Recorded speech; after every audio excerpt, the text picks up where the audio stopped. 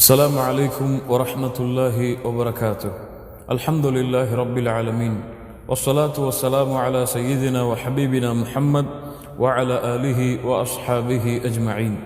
கண்ணியத்துக்குரிய என் அன்பு சகோதர சகோதரிகளே, இன்றைய தினம் உங்களுக்கு முன்னாலும் எனக்கு முன்னாலும் ஒரு முக்கியமான கேள்வியை முன்வைக்க ஆசைப்படுகிறேன். வமாதா கத்தம்த லிஹாத தீன், இந்த தீனுக்காக, அல்லாஹுடைய மார்க்கத்திற்காக எதை அர்ப்பணித்தீர்கள், எதை முற்படுத்தினீர்கள்? கொஞ்சம் சிந்தித்து பாருங்கள். அல்லாஹ் ரப்புல் ஆலமீன் இந்த மார்க்கத்திலே முஸ்லிம்களாக எம்மை படைத்து இந்த இஸ்லாமிலே வாழக்கூடிய பாக்கியத்தை அல்லாஹ் எமக்கு கொடுத்திருக்கிறான். இது அல்லாஹிடத்திலே நாம் கேட்டு வாங்கியதா? இல்லை. கண்ணியத்துக்குரிய நண்பு சகோதர சகோதரிகளே, அல்லாஹ் எமக்கு செய்த உதவி இது. அல்லாஹ் ரப்புல் ஆலமீன் சொல்லுகின்றான், யமுன்னூன அலைக அன் அஸ்லமு குல் லா தமுன்னு அலைய இஸ்லாமக்கும் பலில்லாஹு யமுன்னு அலைக்கும் அன் ஹதாக்கும் லில் ஈமான் இன் குன்தும் சாதிகீன். அல்லாஹ் கூறுகிறான், உங்களால் அல்லாஹுடைய மார்க்கத்திற்கு எந்த உதவியும் கிடையாது, உங்களால் அல்லாஹிற்கும் அல்லாஹுடைய தூதருக்கும் எந்த பலனும் இல்லை என்பதை நபியை நீங்கள் தெளிவாக சொல்லுங்கள்.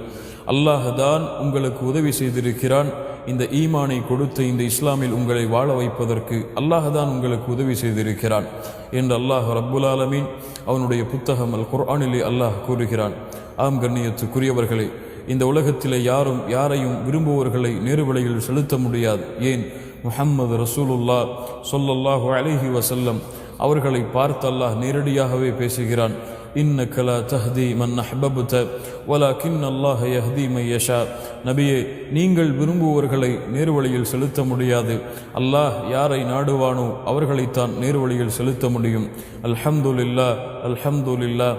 அல்லாஹ் ரப்புல் ஆலமீன் எமக்கு இந்த நேர்வழியை கொடுத்திருக்கிறான், எம்மை தேர்ந்தெடுத்து. கண்ணியத்துக்குரியவர்களே, இந்த மார்க்கம் அல்லாஹ் எமக்கு கொடுத்த மார்க்கம், அல்லாஹ் எம்மை தேர்ந்தெடுத்த இந்த இஸ்லாமிய மார்க்கம், இந்த தீனுக்காக, இந்த அல்லாஹுடைய மார்க்கத்திற்காக, இதன் மூலமாக நாம் பெறுகின்ற பலனுக்காக, இது மூலமாக அல்லாஹுடன் இருக்கின்ற நம்முடைய தொடர்புக்காக அல்லாஹ்விற்கு என்ன அர்ப்பணிப்பை கொடுத்திருக்கிறோம், அல்லாஹுடைய தூதருக்கு என்ன அர்ப்பணிப்பை கொடுத்திருக்கிறோம், அல்லாஹுடைய மார்க்கமாகிய இந்த இஸ்லாமிற்கு என்ன அர்ப்பணிப்பை எம்மால் முடிந்ததை நாம் செய்திருக்கிறோம். யோசித்து பாருங்கள். இந்த துன்யாவிற்காக அல்லாஹுடைய மார்க்கத்தை அர்ப்பணிக்கிறோம். இந்த துன்யாவிலே நாம் பெறுகின்ற இந்த உலக வாழ்க்கையின் இன்பங்களுக்காக அல்லாஹுடைய தீனை துறக்க தயாராகிறோம். தொழுகையை விடுகிறோம் இந்த துன்யாவிலே செல்வத்தை தேடுவதற்காக. வணக்க வழிபாட்டை விட்டு தூரமாகிறோம் இந்த துன்யாவிலே நாம் வசதியான நிம்மதியான வாழ்க்கையை வாழ்வதற்காக. இந்த உலகத்தில் இருக்கக்கூடிய குடும்பங்களுக்காக, நம்முடைய குடும்ப வாழ்விற்காக எதையும் அர்ப்பணிக்க தயாராகிறோம். எம்முடைய பிள்ளைகளுக்காக எதையும் அர்ப்பணிக்க தயாராகிறோம். எம்முடைய தொழிலுக்காக எதையும் அர்ப்பணிக்க தயாராகிறோம். எவ்வளவு நேரங்களையும் கொடுக்க தயாராகிறோம். ஆனால் அல்லாஹுடைய மார்க்கம், இந்த சத்தியமான தீனுக்காக எதை நாம் அர்ப்பணிக்க தயாராக இருக்கின்றோம்? யோசித்து பாருங்கள். எதை அர்ப்பணித்திருக்கிறோம்? இந்த துன்யாவிற்காக நாம் எதை அர்ப்பணித்திருக்கிறோம்?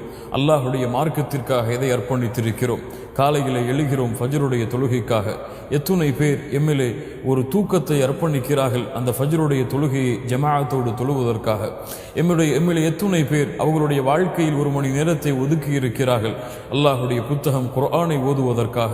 எம்மிலே எத்துணை பேர் அவருடைய வாழ்க்கையில் ஒரு மணி நேரத்தை வைத்திருக்கிறார்கள் அல்லாஹ்வை திக்ர் செய்வதற்காக, அல்லாஹ்வை பற்றி மக்களுக்கு எடுத்து வைப்பதற்காக, அல்லாஹுடைய தூதரை பற்றி மக்களிடத்தில் பேசுவதற்காக, இந்த அல்லாஹுடைய மார்க்கத்தை உயர்த்துவதற்காக, அல்லாஹுடைய கலிமாவை இந்த உலகம் அனைத்திலும் எடுத்துச் செல்வதற்காக என்ன அர்ப்பணிப்புகளை எம்மால் முடிந்ததை நாம் செய்திருக்கிறோம் என்று யோசித்து பாருங்கள். ஒரு சிறு தூக்கத்தை கூட எம்மால் தொழுகைக்காக தியாகம் செய்ய முடியவில்லையே. ஒரு நாளில் ஒரு மணி நேரத்தை கூட அல்லாஹ்விடத்திலே பேசுவதற்கு, அல்லாஹுவை பற்றி பேசுவதற்கு, அல்லாஹுடைய தூதருடைய வழியை பின்பற்றி அதை படிப்பதற்கு, அல்லாஹும் அல்லாஹுடைய தூதரும் கூறிய கடமைகளையும் செயல்முறைகளையும் எம்முடைய வாழ்க்கையிலே செயல்முறைப்படுத்துவதற்கு என்ன நேரங்களை, என்ன செயல்பாடுகளை அர்ப்பணித்திருக்கிறோம் என்பதை யோசித்து பாருங்கள். சஹாபாக்களுடைய வாழ்க்கையை புரட்டி பாருங்கள். முஸ்அப் இப்னு உமைர் மக்காவிலே மிக செல்வத்தோடு வாழ்ந்த தோழர். முஸ்அப் இப்னு உமைர் ஒரு தெருவிலே நடந்து சென்றால் அந்த தெருவிலே செல்பவர்கள் அடையாளம் காணலாம். முஸ்அப் இந்த தெருவிலே நடந்து சென்றிருக்கிறார் என்று அவர் இட்ட அந்த அத்தருடைய நறுமணத்தை வைத்து. அவ்வளவு செல்வத்தோடு வாழ்ந்த தோழர். இஸ்லாமிய மார்க்கத்தை ஏற்றார், அல்லாஹுடைய தீனை ஏற்றார், அல்லாஹுடைய தூதருக்கு சாட்சி கொடுத்தார். குடும்பம் அவரை ஒதுக்கி வைத்தது, செல்வத்தை விட்டு தூரமாக்கியது.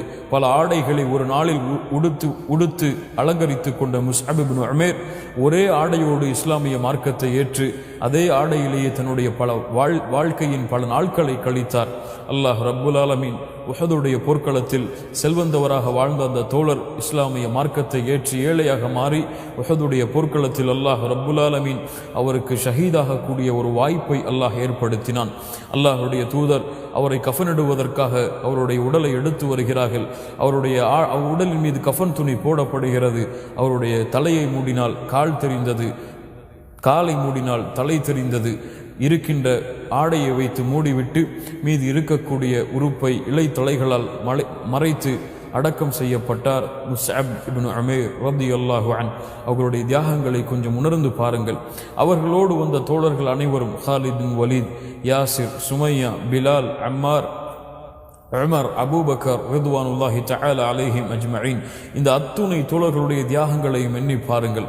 அவர்களுடைய தியாகத்திற்கு முன்னால் எம்முடைய வாழ்க்கையை கொஞ்சம் நிறுத்தி பாருங்கள். என்ன செய்திருக்கிறோம் இந்த தீனுக்காக? எதை அர்ப்பணித்திருக்கிறோம் அல்லாஹுடைய மார்க்கத்திற்காக? இந்த உலகத்திலே சிலர் வாழ்கிறார்கள் குடும்பங்களுக்காக.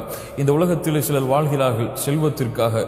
இந்த உலகத்திலே சிலர் வாழ்கிறார்கள் இந்த உலக வாழ்க்கையில் வசதியை பெருக்கிக் கொள்வதற்காக மட்டும். இந்த உலகத்திலே சிலர் வாழ்கிறார்கள் அல்லாஹுடைய பொருத்தத்தை அடைவதற்காக. இந்த உலகத்திலே சிலர் வாழ்கிறார்கள் அல்லாஹுடைய தீனை பின்பற்ற வேண்டும், அதை கற்க வேண்டும் என்ற ஆசைக்காக. இந்த உலகத்திலே சிலர் வாழ்கிறார்கள் அல்லாஹுடைய தீனுக்காக எதையும் அர்ப்பணிக்க வேண்டும் என்ற எண்ணத்தோடு நோக்கத்தோடு.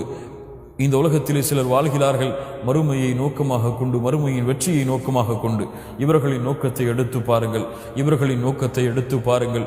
இந்த இரண்டு நோக்கத்திற்கும் அல்லாஹ் ரப்புல் ஆலமீன் கொடுக்க தயாராக இருக்கிறான். அவர்களுடைய தேர்ந்தெடுப்பின் காரணமாக அல்லாஹ் கூறுகிறான், மன் கான யுரீதுல் ஆஜிலத அஜ்ஜல்னா லஹு ஃபீஹா மா நஷாஉ லிமன் நுரீத். இந்த உலகம் வேண்டுமா, இந்த உலகத்தின் ஆசாபாசங்களும் இந்த உலகத்தின் இன்பங்களும் வேண்டுமா, அல்லாஹ் கொடுக்க தயாராக இருக்கிறான். ஆனால் நாளை மறுமையில் நரகத்தை தவிர எதுவும் உமக்கு கூலியாக கிடைக்காது. ஆனால் அல்லாஹ் கூறுகிறான், ஆனால் உனக்கு மறுமை வேண்டுமென்றால், அல்லாஹுடைய பொருத்தம் வேண்டுமென்றால், அல்லாஹுடைய தீனுக்காக நீ அர்ப்பணிக்க தயாராக வேண்டுமென்றால் முயற்சிக்கு மேல் சிரமத்திற்கு மேல் சிரமம் எடு. அல்லாஹ் ரப்புல் ஆலமீன் அந்த சிரமங்கள், அந்த அர்ப்பணிப்புகள் அனைத்தையும் அங்கீகரித்து நாளை மறுமையில் சொர்க்கத்தை, அவனுடைய பொருத்தத்தை கூலியாக கொடுப்பான். வமாதா கத்தம்த லிஹாதத் தீன். என் சகோதரனே, என் சகோதரியே, ஒவ்வொரு நாளும் சிந்தித்துப்பார்.